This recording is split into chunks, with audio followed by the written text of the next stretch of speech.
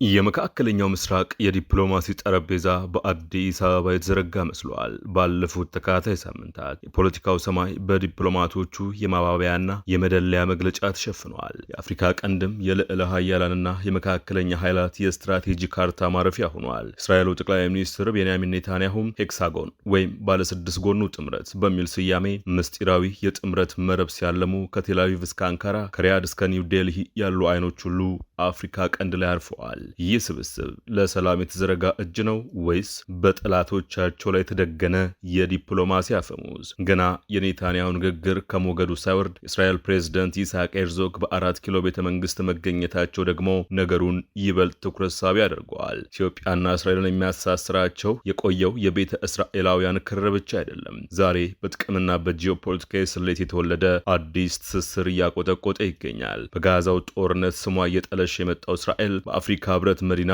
ምን እየፈለገች ነው? በሶማሊላንድ ወደብ ላይ ያንዣበበው የዲፕሎማሲ ደመናስ በቀጠናው ምን አይነት ዝናብ ያወርዳል? ቱርክና ሳውዲ አረቢያስ ለምን በአዲስ አበባ ላይ ሽሚያ ውስጥ ገቡ?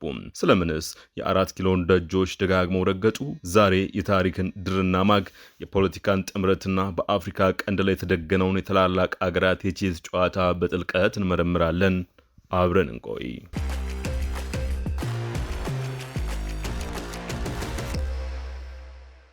የእስራኤሉ ጠቅላይ ሚኒስትር ቤንያሚን ኔታንያሁ አክራሪ ካሏቸው ተቃዋሚዎች በአንጻሩ ለመቆም በመካከለኛው ምስራቅና በአፍሪካ የሚገኙ አጋር አገራትን የግንኙነት መረብ ለመፍጠር እቅድ ማቅረባቸውን ተከትሎ ከጥቂት ቀናት በኋላ የአገሪቱ ፕሬዝዳንት በዋነኛ አጋራቸው ኢትዮጵያ ይፋዊ የስራ ጉብኝት አድርገዋል። ኔታንያሁ ኡርለት እስራኤልን፣ ህንድን፣ ግሪክን፣ ቆጵሮስንና ሌሎችንም በመካከለኛው ምስራቅ ካሉ ጠላቶቻቸው ጋር ለመቆም ያካትታል ያሉት የሄክሳጎን ባለስድስት ጎን ጥምረት ተብሎ በሚጠራው ሀሳባዊ ስብስብ ውስጥ ኞቹ የአረብና የአፍሪካ ሀገራት እንደሚካተቱ እስካሁን የታወቀ ነገር የለም። ከነዚህ ጠላቶች መካከል ዋነኛዋ ኢራን ስትሆን ከሊባኖሱ ሂዝቦላህ እስከ የመን ሁቲዎች ያሉ የጥቅም አጋሮችም ይካተታሉ ተብሎ ይገምታል። የኢትዮጵያና እስራኤልን ሰሞንኛ የጠበቀ ግንኙነትና ጉብኝት በስፋት ከመመልከታችን በፊት ይህ ባለስድስት ጎን ጥምረት ምንድን ነው የሚለውን በጥቂቱ ለመመርመር እንሞክር። የእስራኤሉ ጠቅላይ ሚኒስትር ቤንያሚን ኔታንያሁ አክራሪ ካሏቸው ተቃዋሚዎችን ለመገዳደር በመካከለኛው ምስራቅና በዙሪያው በሚገኙ ሀገራት መካከል የአጋርነት መረብ ለመዘርጋት እስራኤል ማቀዷን አስታውቀዋል። ኔታንያሁ ይህን አስተያየት የተሰጡት እሁድ የህንዱ ጠቅላይ ሚኒስትር ናሬንድራ ሞዲ ወደ እስራኤል የሚያደርጉትን ጉብኝት ባበሰሩበት ወቅት ሲሆን የህንድ መሪ አገር ከእስራኤል ጋር ተመሳሳይ አመለካከት ካላቸው ሀገራት አንዷ እንደምትሆንም ገልጸዋል። ታይምስ ኦፍ እስራኤል እንደዘገበው ኔታንያሁ በፊቴ በሚታየኝ ራዕይ በመካከለኛው ምስራቅ ዙሪያ ወይም በውስጡ ሙሉ በሙሉ የጥምረት ስርዓት ይኸውም የሄክሳጎን ጥምረት እንፈጥራለን ብለዋል። እዚህ ጋር ያለው ዓላማ እውነታውን ተግዳሮቶችንና ግቦችን በተመሳሳይ መልኩ የሚረዱ አገራት ክንፍ አክሲስ መፍጠር ሲሆን ይህም እኛ በከፍተኛ ሁኔታ በመታ ነው በአክራሪው የሺአ ክንፍና አሁን እየተከሰተ ባለው አክራሪ የሱኒ ክንፍ ላይ ያነጣጠረ ነው ብለዋል። ሞዲ በበኩላቸው በህንድና እስራኤል መካከል ስላለው ትስስር እንዲሁም ስለ ሁለትዮሽ ግንኙነታቸው ዘርፈ ብዙ ባህሪ ከኔታንያሁ ጋር ሙሉ በሙሉ እንደሚስማሙ ገልጸዋል። ሞዲ በኤክስ ገጻቸው ላይ ባሰፈሩት ጽሑፍ ህንድ በእምነት በፈጠራ እንዲሁም ለሰላምና ለእድገት ባለን የጋራ ቁርጠኝነት ላይ የተገነባውን ከእስራኤል ጋር ያለውን ዘላቂ ወዳጅነት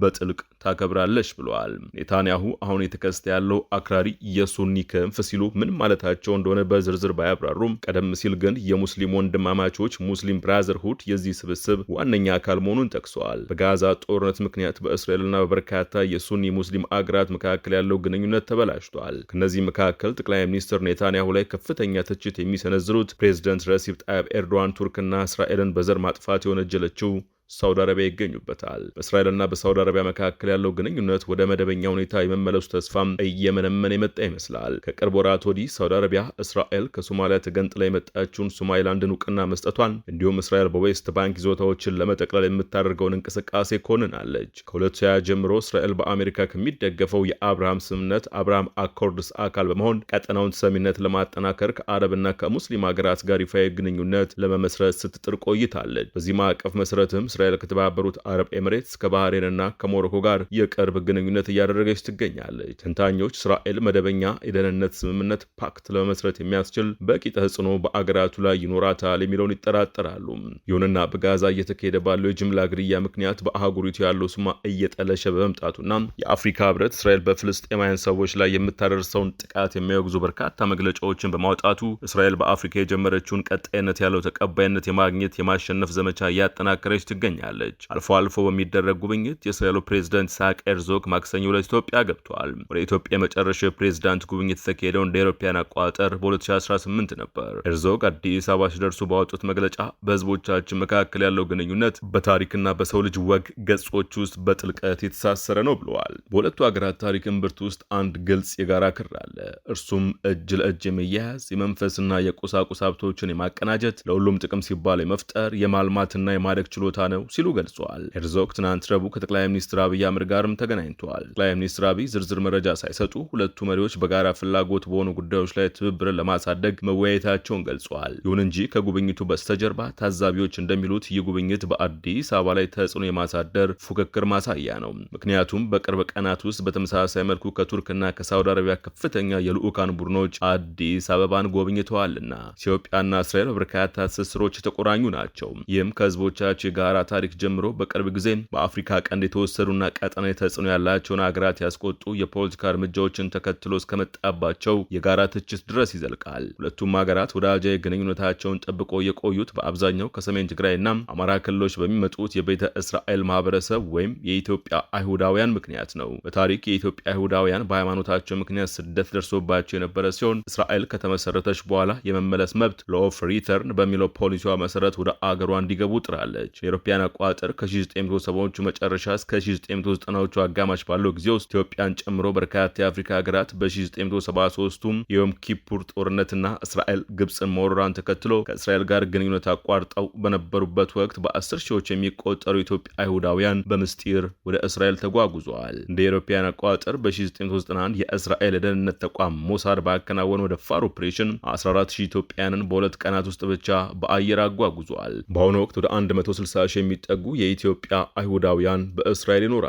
ከማህበረሰቡ መካከል ብዙዎቹ ከማህበረሰቡ ጋር ለመቀላቀል መቸገራቸውን የመገለልና የዘረኝነት ቅሬታዎችንም እንደሚያቀርቡ ይሰማል። እንደ አውሮፓውያን አቆጣጠር በ2019 አንድ የ19 ዓመት ዕድሜ ያለው ትውልደ ኢትዮጵያዊ በፖሊስ ተኩስ መገደሉን ተከትሎ በ10 ሺዎች የሚቆጠሩ የኢትዮጵያ አይሁዳውያን በተለያዩ የእስራኤል ከተሞች አደባባይ በመውጣት ተቃውሟቸውን ገልጸው እንደነበረም ይታወሳል። በሌላ በኩል በኢትዮጵያና በእስራኤል መካከል ያለው የመንግስታቱ ግንኙነት ጸንቶ ቆይቷል። እንደ አውሮፓውያን አቆጣጠር በ2016 ቤንያሚን ኔታንያሁ ለመጀመሪያ ጊዜ በጠቅላይ ሚኒስትርነት ደረጃ ሀገሪቱን በጎበኙበት ወቅት አዲስ አበባ እስራኤል በአፍሪካ ህብረት ውስጥ ለረጅም ጊዜ ስትፈልገው ለነበረው የታዛቢነት ደረጃ ድጋፏን ከገለጹ የመጀመሪያዎቹ የአፍሪካ ሀገራት አንዷ ሁና ነበር። ይሁን እንጂ ፍልስጤምን ከሚደግፉት ከደቡብ አፍሪካ ከአልጄሪያና ከሌሎች ሀገራት የመጣው ጠንካራ ተቃውሞ ሂደቱን እስከ 2021 አዘግይቶት ቆይቷል። በኋላም በ2023 የአፍሪካ ህብረት ታዛቢነት ደረጃውን መሰረዙን አረጋግጧል። ምንም እንኳን አዲስ አበባ እንደ ቻይና ካሉ ባለጸጋ አጋሮች እጅግ የላቀ የገንዘብ ድጋፍ ብታገኝም የእስራኤል የግብረ ሰናይ ኤጀንሲ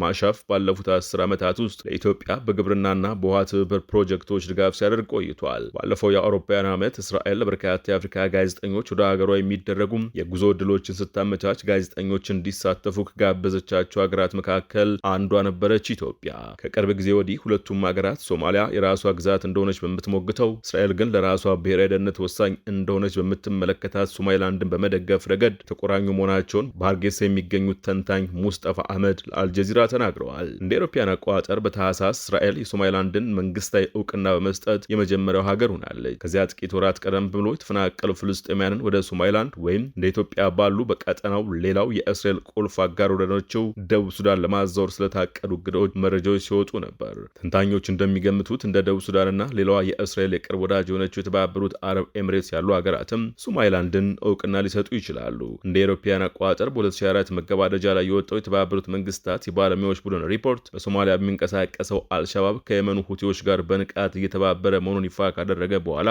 እስራኤል በአፍሪካ ቀንድ ላይ ያላት ትኩረት ጠንክሯል። ሁቲዎቹ የጦር መሳሪያና የድሮን ስልጠና ሲሰጡ፣ አልሸባብ በበኩሉ የኢራን የጦር መሳሪያዎች ወደ የመን የሚገቡበትን እና በሶማሊያ የባህር ዳርቻ ተዘርግቶ ከኤደን ባህረ ሰላጤ ጋር የሚያገናኘውን የኮንትሮባንድ መስመር ክፍት በማድረግ ምትክ እየሰጠ ይገኛል። ስለሆነም ሶማሊላንድን እውቅና የመስጠቱ እርምጃ በቀጠናው የእስራኤል የባህር ኃይል ጦር ሰፈር በማቋቋም ያንን የአልሸባብና የሁቲዎችን ትብብር ለማስተጓጎል የታለመ ነው ሲሉ ተንታኞች ያመላክታሉ።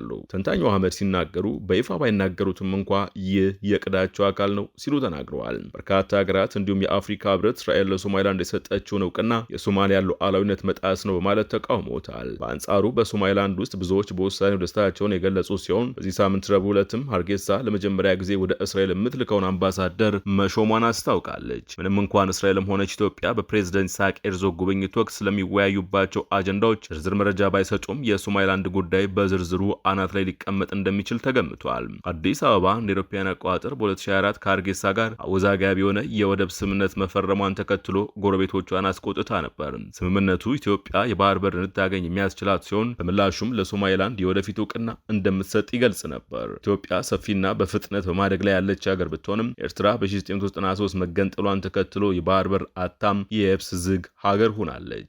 መሬት ቆልፍ ሆናለች። ኢትዮጵያ ጠቅላይ ሚኒስትር አብይ የባህር በር ማግኘት የህልውና ጉዳይ መሆኑን በእርሳቸው አገላለጽ ታስራ አትኖርም ሲሉ በተደጋጋሚ መግለጻቸው ይታወሳል። በኢትዮጵያና በሶማሊያ መካከል ያለው አለመግባባት እጅግ ከሮ ስለነበር የሞቃዲሾ ቁልፍ የልማት አጋር የሆነችው ቱርክ ጣልቃ ገብታም አዲስ አበባ ከሞቃዲሾ ጋር እንድትቀናጅ ግፊት በማድረግ ሁኔታዎችን እስከምታረጋጋ ድረስ ተንታኞች በሁለቱ ጎረቤት ሀገራት መካከል የጦር ግጭት ሊነሳ ይችላል የሚል ስጋትን አጋርተው ነበር።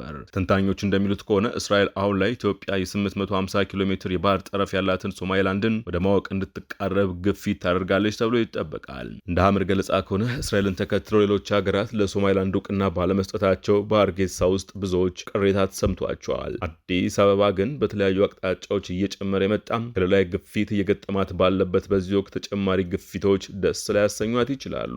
ለዚህ አንዱ ምክንያት ታላቁ ኢትዮጵያ ህዳሴ ግድብ ሲሆን ግብጽና ሱዳን ግድቡ ለእርሻ ስራ የሚያስፈልጋቸውን የውሃ አቅርቦት ይገታል የሚል ስጋት አላቸው። ለኢትዮጵያውያን ብሔራዊ ኩራት የሆነው ግድቡ ሙሉ በሙሉ በዜጎች መዋጮና በመንግስት ፈንድ የተገነባ ነው። የእስራኤል መሐንዲሶች በፕሮጀክቱ ላይ የተሳተፉ ሲሆን የእስራኤል መንግስት ባያምንም እስራኤል ከጎረቤት ሀገራት ጋር ውጥረት ባለበት ወቅት ግድቡን ለመጠበቅ የሚረዱ የጦር መሳሪያዎችን ለኢትዮጵያ ሽጣለች ተብሎ ይነገራል። ማረጋገጫ ባይገኝለትም በተመሳሳይ ጊዜ አዲስ አበባ ከሶማሊያና ከግብጽ ጋር ይበልጥ እየተቀራረበች ካለችው ኤርትራ ጋር ውጥረት ውስጥ ትገኛለች። ሁለቱ ሀገራት በታሪካቸው የቆየ ጠብ ያላቸው ሲሆን ጠቅላይ ሚኒስትር አብይ ኢትዮጵያ የባህር በር እንደሚያስፈልጋት በተደጋጋሚ በሚሰጡት መግለጫዎች ምክንያት ውጥረቱ ዳግም አገርሽቷል።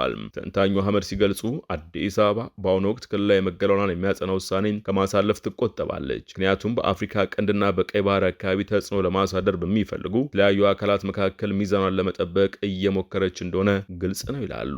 ነባራዊ ሁኔታው ስታትስ ኮ እንዳይቀየር በሚፈልጉ ሀገራት በኩልም በአዲስ አበባ ላይ የሚደረገው ግፊት እየበረታ ነው። የቱርኩ ፕሬዝዳንት ረሲፕ ታይብ ኤርዶሃን ኢትዮጵያን በጎበኙበት ወቅት ባደረጉት ንግግር እስራኤል ለሶማሊላንድ እውቅና መስጠቷ ሶማሊላንድንም ሆነ የአፍሪካ ቀንድን እንደማይጠቅም አጽንኦት መስጠት እፈልጋለሁ ብለው ነበር። የንግግራቸው ከሀርጌሳ በኩል ከፍተኛ ተቃውሞ ያስከተለ ሲሆን በሶማሊላንድና በአጋሮቿ መካከል ያለውን ግንኙነት ለማበላሸት የታለመ ተቀባይነት የሌለው ጣልቃ ገብነት ሲሉ በይነውታል። ይህ በእንዲህ እንዳለ ከየመን ግጭት አያያዝ ጋር በተያያዘ ከተባበሩት አረብ ኤምሬትስ ጋር በረዥም ጊዜ አለመግባባት ውስጥ ያለችው ሳውዲ አረቢያ በየካቲት ወር በጉዳይ ውስጥ ገብታለች። የውጭ ጉዳይ ሚኒስትሩ ልዑል ፋይሰል ቢን ፋርሃን አልሳውድ ከአብይ ጋር ለመወያየት ከተማም ሲበገቡ በሁለት ሳምንት ልዩነት ውስጥ ምክትል የውጭ ጉዳይ ሚኒስትሩ ዋሊድ ኤል ካረጂ ስለ ቀጠናዊ ሰላም ለመወያየት በዚህ ሳምንት አዲስ አበባ ከትመው ነበር። እስካሁን ድረስ ሪያድ አዲስ አበባን ለማሳመን ምን ያህል እንደተሳካላት ግልጽ አይደለም። እስራኤል በዚህ ረገድ ምን ያህል ይሳካላታል የሚለውም ገና አልታወቀም። ቱርክ፣ ሳውዲ አረቢያ ከፕሬዝዳንት እስከ ውጭ ጉዳይ ሚኒስትሮቻቸው ድረስ ያሉ ከፍተኛ ባለስልጣናቱን ወደ አዲስ አበባ ልከዋል። እነዚህ ክስተቶች የአፍሪካ ቀንድ ከጊዜ ወደ ጊዜ መካከለኛው ምስራቅና አዳዲስ እየመጡ ያሉ ኃይሎች ተጽዕኖ ለመፍጠርና የረዥም ጊዜ ስትራቴጂካዊ ጠቃሚነትን ለማረጋገጥ በንቃት የሚፎካከሩበት ዋና የጂኦፖለቲካ መድረክ እየሆነ መምጣቱን ያሳያሉ። ቀጠናው ለቀይ ባህር ያለው ቅርበትና በዓለም ላይ እጅግ አስፈላጊ ከሆኑት የባህር ላይ የንግድ መስመሮች አንዱ ላይ መገኘቱ በዓለም አቀፍ የኃይል ስሌት ውስጥ ያለውን ፋይዳ ከፍ አድርጎታል። ይህ እየታየ ያለው እየተስፋፋ የመጣ ተሳትፎም ከቀይ ባህር ጋር በተያያዙ ስትራቴጂያዊ መተላለፊያዎች የመዳረሻ የደህንነትና የቁጥጥር ትግል ጋር በቅርበት የተሳሰረ ነው። በተለይም የባቤል መንደብ ወሽመጥ ቀይ ባህርን ከኤደን ባህረ ሰላጤና ከህንድ ውቅያኖስ ጋር የሚያገናኝ በመሆኑም ዓለም አቀፍ የመርከብ ትራንስፖርት ወሳኝ ስፍራ ቼክ ፖይንት ሆኖ ይገኛል። የዓለም የንግድና የኢነርጂ አቅርቦቶች በእነዚህ የውሃ አካላት ላይ በሚያልፉበት ወቅት አዳዲስ እየመጡ ያሉ ኃይሎችም ሆኑ ነባር ሀያላን ሀገራት አጋርነታቸውን ለማጠናከርና በአካባቢው ያላቸውን መገኘት ለማስፋት ጥረት እያደረጉ ነው። በመሆኑም የአፍሪካ ቀንድ እርስ በርሳቸው የሚደራረቡ ፍላጎቶችና የኃይላት የፉክክር ቀጠና ሆኗል። በቅርቡ ከእስራኤል፣ ከቱርክ፣ ሳውዲ አረቢያና ከሌሎች ቀጠናዊ ተዋንያን የተደረጉ ከፍተኛ የዲፕሎማቶች ጉብኝቶች የፉክክሩን መክረር ያሳያሉ። እነዚህ እንቅስቃሴዎች ተነጥሎ የሚታዩ ክስተቶች ሳይሆኑ በዓለም ላይ እጅግ ስትራቴጂያዊ በሆነው በዚህ ቀጠና ውስጥ ተጽዕኖን ለማሳረፍ መዳረሻ ለማግኘትና የጂኦፖለቲካ የበላይነትን ለመጨበጥ የሚደረግ ሰፊ የትግል አካል ናቸው። የማልዳ ትንታኔ በዚሁ ተጠናቀቀ። አዲስ ማልዳን ሰብስክራይብ፣ ላይክ እና ሼር ማድረግን አይዘንጉ። ጤና ይስጥልን።